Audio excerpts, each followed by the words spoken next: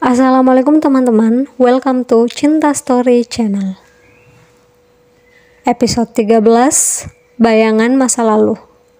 Buat teman-teman yang belum subscribe, dukung channel ini dengan cara tekan tombol like, subscribe, dan juga tekan tombol notifikasi loncengnya, biar kalian dapat updatean cerita selanjutnya dari Cinta Story. Jangan lupa share dan juga komentar di bawah ya. Aku masih tidak percaya dengan apa yang Mama katakan. Jadi yang menghamili Dinda 5 tahun yang lalu memang bukan aku. Pantas saja aku tidak mengenal Dinda sama sekali. Sambil melajukan mobil, aku kembali mencerna apa yang Mama katakan. Pengakuan yang cukup mengejutkan dan membuatku secepatnya ingin menemui Dinda.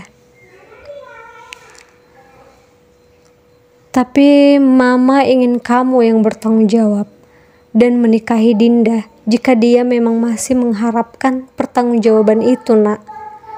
Pinta Mama yang seolah tidak memikirkan perasaanku dan Revan. Ini tidak mungkin, Ma. Dinda itu sekarang istri Revan.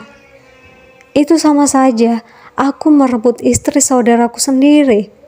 Tolakku tegas. Apa? Jadi Dinda itu istri Revan? Mama terlihat kaget mendengarnya. Ya, karena Mama juga tidak hadir di acara pernikahan yang sepenting itu. Karena pekerjaan yang tak bisa dia tinggalkan. Dia juga tidak tahu siapa yang menikah dengan Revan. Percakapan kita terhenti saat menurutku semua sudah sangat jelas. Aku harus ketemu Dinda untuk memberitahukan semuanya. Memberitahu tentang siapa pria yang dulu pernah menjalin kasih dengannya. Hingga dia menganggap orang itu adalah aku. Apa Dinda segitu tak bisanya mengenali Bara yang dia maksud itu? Atau karena sudah terlalu bertahun lamanya, hingga dia langsung menganggap akulah orangnya saat melihatku. Dan kebetulan nama kami sama-sama Bara.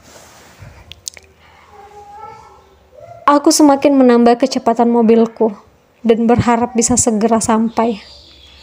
Aku juga berharap Revan ada di sana dan ikut mendengar pengakuanku. Aku yakin Revan pasti akan percaya. Kalaupun dia tidak bisa mempercayaiku, tapi aku yakin dia tidak mungkin meragukan Mama. Setibanya, aku segera memarkir mobil dan berlari menuju pintu rumah mewah itu. Berkali-kali aku memencet bel dengan terburu-buru hingga seseorang akhirnya membukanya. Dinda, ucapku. Mulutku tertutup rapat saat melihat Dinda berdiri di depanku dengan air mata yang mengalir di pipinya. Dan kemudian dia memelukku erat. Dia menangis sejadi-jadinya dalam pelukanku. Hingga aku hanya bisa mengatur nafas. Rasanya ikut sesak tak tahu kenapa. Dan aku tak mampu mengatakan apapun. Hanya membiarkan dia menangis dalam dekapanku sampai dia merasa tenang. Setelah melampiaskan kesedihannya, Dinda perlahan melepaskan pelukannya. Sepertinya dia tidak punya tempat untuk bersandar dan berbagi kesedihannya saat ini. Maafkan aku, ucapnya, yang mungkin menyadari tak sepantasnya dia memelukku. Tidak masalah. Ada apa? Apa yang terjadi? Kenapa kamu sampai menangis seperti itu? Revan, dia benar-benar mau menceraikan aku, ucapnya kembali menangis. Mendengarnya, hatiku ikut teriris. Kenapa Revan sampai mau menceraikan wanita yang dia cintai? Sepengetahuanku, Revan bukan orang yang begitu keras hingga tak mau memaafkan orang yang dia sayangi. Apalagi menyangkut masa lalu yang dampaknya mungkin tak akan sampai ke masa depan mereka. Setauku, ada banyak pria di luar sana yang masih mau menerima wanita yang dia cintai, walaupun sudah tidak suci lagi. Itu semua karena cinta mereka lebih besar dari ego mereka. Dan karena semua orang punya masa lalu. Wanita manapun berhak mendapat kesempatan kedua dan bahagia, termasuk Dinda. Jika Revan benar menceraikan Dinda, aku siap menggantikan Revan dan menerima Dinda apa adanya. Dia wanita yang baik dan setia, pikirku. Ya ampun, aku mikir apa sih? Tidak seharusnya aku berpikir buruk seperti itu. Dinda, kamu tenang dulu. Aku akan menyelesaikan semuanya. Aku akan berusaha agar kalian tidak bercerai. Aku berjanji. Sepertinya dia benar-benar hancur dan terluka. Yang ada dalam pikiranku sekarang adalah mencari Revan dan bicara padanya agar tidak menceraikan wanita seperti Dinda. Dia mungkin akan menyesal jika itu terjadi. Aku juga mengurungkan niatku untuk menceritakan semuanya tentang Bara yang ada dalam masa lalu Dinda.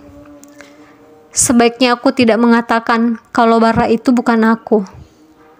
Waktunya tidak tepat untuk mengungkapkan semuanya. Karena hal itu akan membuat Dinda semakin terluka.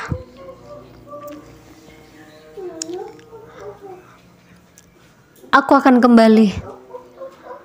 Aku harus ketemu Revan. Kamu tenangkan diri dan baik-baik di sini. Jangan melakukan apapun yang akan menyakiti dirimu sendiri.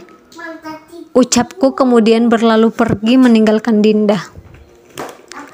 Aku pergi ke apartemen Revan untuk bicara padanya.